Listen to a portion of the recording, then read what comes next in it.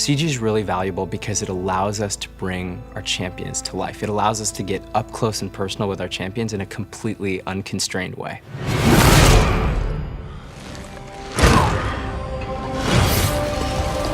We know that each champion has very iconic, distinctive moves that our players recognize.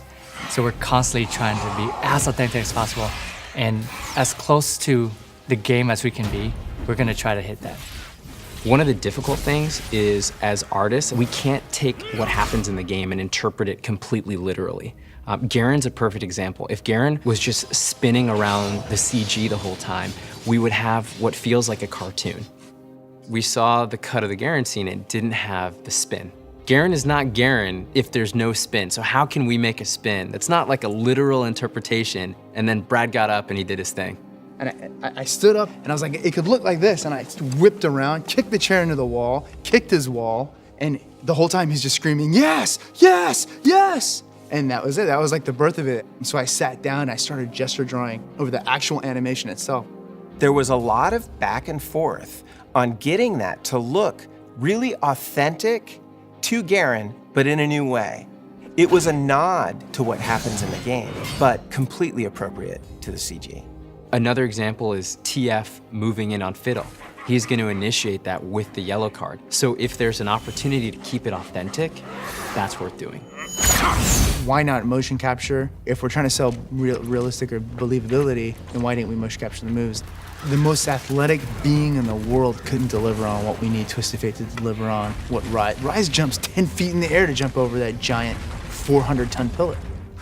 We wanted to be able to break the body when we needed, to create things that you could feel and not see. For instance, if you were to pause it, his back is broken. I mean, it's completely broken and he's off balance. You don't see it, but you feel how powerful he is, that it's a spine-breaking throw.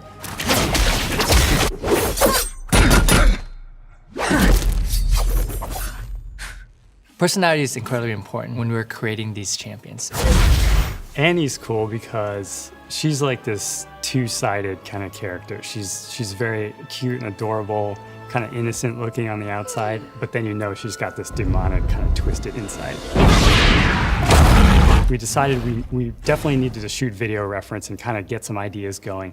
So one of our fellow writers, Christina Wan, volunteered to do some video reference for us, and she did such an awesome job on it that the animator working on it basically just took that reference and put it on Annie. It was like interpreted brilliantly, and it just really came to life, and it became this really cool moment. And we put so many fine details into the CG that no matter how many times you watch it, you're gonna notice something new every time. You may notice that Demon Blade Trindamir's sword is actually breathing for a split second. You may notice that Tibor's tongue, when he's hanging by Annie's side, is actually flopping around, hand animated. It's touches like that that we think add a little bit of extra magic to the experience. This CG for us is really a gift to the players. And we know our players want to see our champions come to life. One of the things we're really committed to is expanding on the characters, places, and the story of our world. And right now, we feel like we're just scratching the surface.